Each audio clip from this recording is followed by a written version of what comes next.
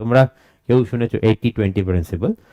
কেউ কি তোমরা 80-20 প্রিন্সিপাল শুনেছো? এই বইটাতে পরবর্তীকালে দেখবে খুব সুন্দর করে দেওয়া আছে। আমার বই বলে বলছি না কিন্তু, বাট সত্যি ভালো দেওয়া আছে। প্রোডাক্টিভিটি যতটা আমি শিখেছিলাম এই বইটা দিয়েছি। 80% আর 20% দেখা যাবে 20% ওয়ার্ক লাইফে, যেটা কিনা 80% রেজাল্ট কন্ট্রোল করছে।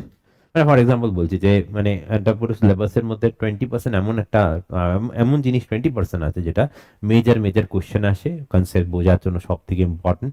আর একটা চ্যাপ্টারে 20% জিনিস, মানে একটা চ্যাপ্টার ধরো তার 20% জিনিস যদি আমি জানি, তাহলে আমি চ্যাপ্টারটা 80% চ্যাপ্টারটা আমার বুঝতে কোনো অসুবিধা হবে না। সো তোমাকে আইডেন্টিফাই করতে হবে লাইফে তোমার তোমার 20% কি আছে। তুমি অনেক সময় অনেক উল্টো পাল্টা কাজ, যেটা কোনো ফিউচার নেই, মানে আমাকে বেশি গেইন দেবে না, তাতেই আমরা ফায়ার ফাইটিং এ লেগে আছি। সেগুলোকে বন্ধ করে যে আমাদের ক্লাসিফাইড কাজ কি, আমার জীবনের সব থেকে ইম্পর্টেন্ট কি কি কাজ আছে যেটা ফোকাস করলে আমার লাইফ আরো বেটার হবে। So identify your 20%। Don't try to do everything এই জায়গাটার মধ্যে, যেটা তোমাকে ফিউচার বাড়াবে এবং খুব ভ্যালু ক্রিয়েট করবে। সেই 20% কাজটা নিয়ে আসো, এভরিডে সেটা করো। তোমার থেকে সাকসেসফুল পার্সন পাওয়া মুশকিল হয়ে যাবে।